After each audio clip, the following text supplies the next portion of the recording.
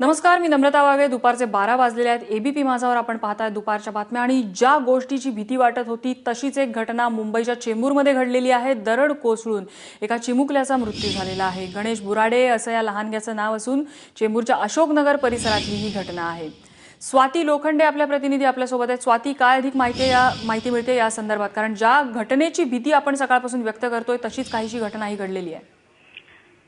खरं तर ज्या पद्धतीने पाऊस पडतोय, इतका मुसळधार पाऊस पडतोय मुंबईच्या पूर्व उपनगरांमध्ये, हे पाहता ही भीती नक्कीच खरी ठरणार असं वाटलंच होतं. आणि त्याप्रमाणे आज सकाळी ही घटना घडली आहे. 8:30च्या सुमारास चेंबूरचं जे अशोकनगर आहे वाशी नाक्याच्या मागे, तिकडे दरड कोसळली आणि तिकडे एक लहान मुलगा या जो मलबा होता किंवा चिखल आणि दगड याच्या खाली आला आणि त्यात त्याचा मृत्यू झाला. त्याला शताब्दीला नेण्यात आलं खरं, पण त्याला मृत घोषित करण्यात आलं. सुदैवाची गोष्ट म्हणजे या घटनेमध्ये इतर कोणी जखमी झालेलं नाहीये, याला सुदैवच म्हणता येईल. पण फक्त याच ठिकाणी नाही तर मुंबईभरात अशा अनेक जागा आहेत.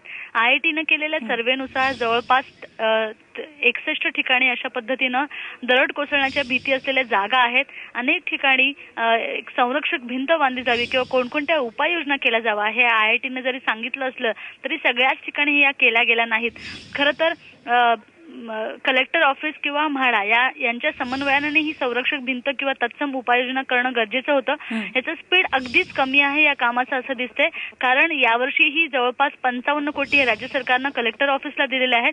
पण अशा परिस्थितीमध्ये अजूनही काम पूर्ण झालेलं नाही. अजूनही अशा अनेक ठिकाणी दरड कोसळण्याची भीती आहे. आणि खरं तर असं आहे की अशी अनेक उंच ठिकाणं आहेत की जिकडे डोंगर खूप उंच आहे, त्यामुळे इकडे संरक्षक भिंत बांधता येणार नाहीये. त्यामुळे दर पावसाळ्यात ही भीती मुंबईकरांवर, अशा ठिकाणी राहणाऱ्यांवर राहणार आहे.